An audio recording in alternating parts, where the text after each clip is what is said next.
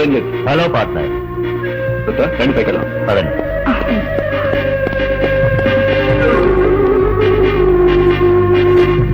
Key number 1.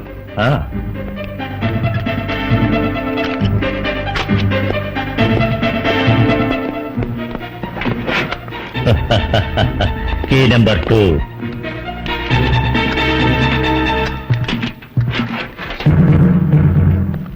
Key number 3.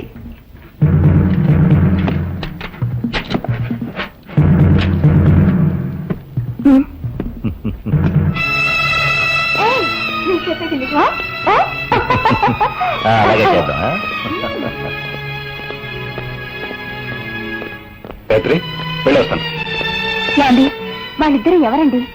ఎందుకు మిమ్మల్ని చూడడానికి అప్పుడప్పుడు వస్తున్నారు? మీరు వాళ్ళతో ఎక్కడికి వెళ్తున్నారండి? నాతో ఒక మాట కూడా చెప్పరా?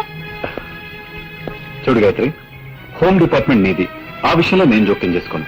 బిజినెస్ డిపార్ట్మెంట్ నాది, ఈ విషయంలో నువ్వు జోక్యం చేసుకోవద్దు. వస్తాను. సర్వే జనా సుఖినో భవంతు. నమః.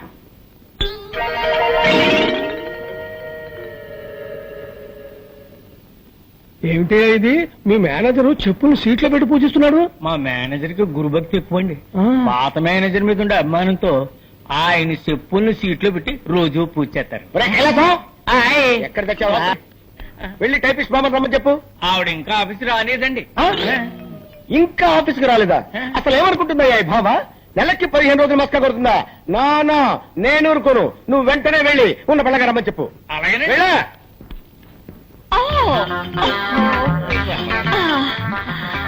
Good morning sir.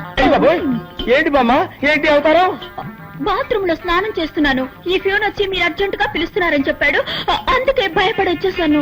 అమ్మో, లంగా వేసుకొచ్చి రక్షించావు. ఏమిటి రోడ్డంతా ఇలాగే నడుచుకుంటూ వచ్చావా? మామూలుగా ఒంటి మీద బట్టలు లేకుండా స్నానం చేయడం అలవాటు. ఇవాళేదో మూడ్ లో ఉండి లంగా కట్టుకుని స్నానం చేస్తున్నాను. వెళ్ళి శుభ్రంగా స్నానం చేసి బట్టలు వేసుకురా. ఓకే సార్, శుభ్రంగా స్నానం చేసి వస్తాను. క్లార్క్ కృష్ణమూర్తి బిలు. కడుపు నొప్పిగా ఉందని ఇప్పుడే లెటర్కి వెళ్ళారండి. పిలిచిరమ్మాట. అమ్మో, వాడు అదే పొజిషన్ లో వచ్చాడంటే నా పై ప్రాణాలు పైన పోతాయరా? ఎందుకు నవ్వుతావు? తప్పేస్తాను.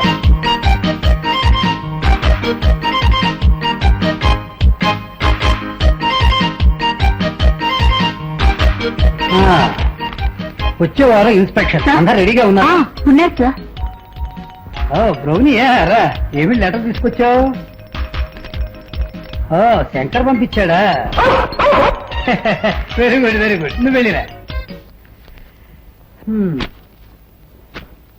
అలవాటు ప్రకారం శంకర్ లీవ్ లెటర్ పంపించాడు.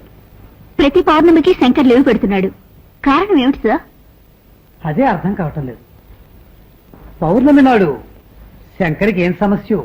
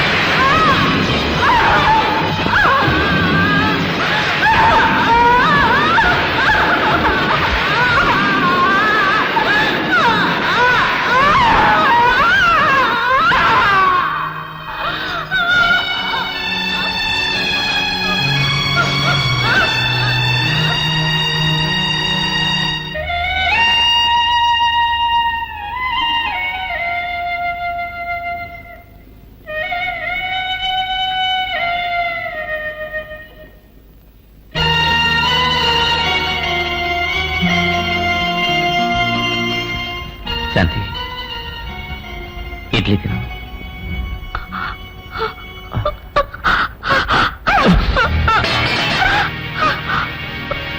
శంకర్, మీరు ఈ ఇంటికి వచ్చి 6 నెలలు అవుతోంది. మీరు పడే కష్టాలు నేను చూస్తూనే ఉన్నాను. మిమ్మల్ని ఆ భగవంతుడు ఇలా పరీక్షిస్తున్నాడు. ఏం చేయండి టీచర్, అంతా విధిరాత. పెద్ద పెద్ద డాక్టర్లకు చూపించినా కూడా శాంతి నయం చేయలేకపోయారు. ఇంత జరిగినా మీరు డాక్టర్లని మందుల్ని నమ్మి ప్రయోజనం లేదు.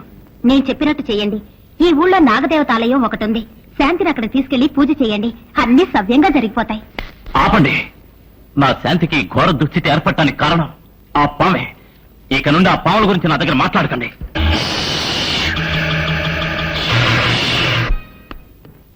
మమ్మీ, నేరేడి రాజా, ఇది వరశక్తి వినాయకుడి గుడి ప్రసాదం. ఈ నిమ్మపండుని భద్రంగా నీ దగ్గరే ఉంచుకో. అలాగే, ఎప్పుడూ నీకు రక్షణగా ఉంటుంది.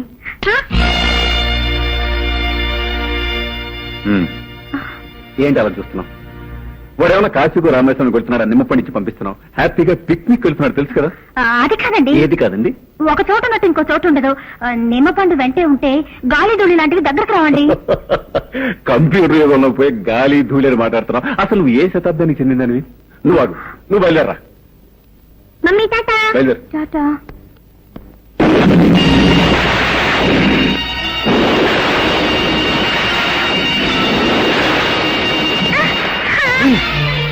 రాజా, సుందర చూసారా? వెళ్ళేటప్పుడు అపశకరంలో అయింది. వద్దండి, పిల్లాన్ని ఊరికి పంపొద్దు. మళ్ళీ మొదలెట్టావా? చూడు, దీని గురించి మనం తీరిగ్గా ఓ సదస్సు వేసుకుని మాట్లాడుకుందాం. నువ్వు బయలుదేరా. అలాగే. టాటా.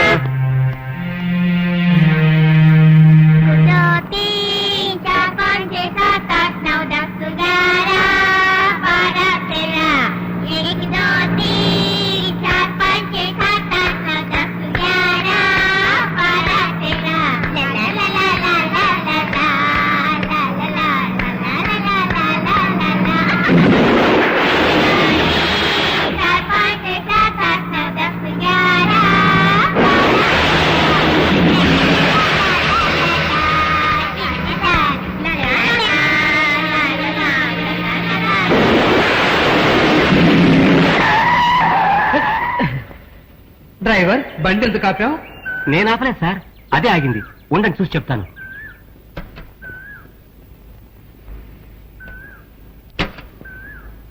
డ్రైవర్, బండి ఎందుకు ఆగింది బాబు? బండిలో ఏ రిపేరు లేదు సార్, కానీ ఎందుకు ఆగిందో నాకు అర్థం కావట్లేదు సార్. ఇప్పుడు ఏం చేద్దాం? చీకటి పడుతోంది. ఒక పని చేద్దాం, రాత్రికి ఇక్కడే ఉందాం. పొద్దున్నే మంచి మెకానిక్ ని తీసుకొచ్చి బండి రిపేర్ చేయించి తర్వాత వెళదాం. అలాగే సార్.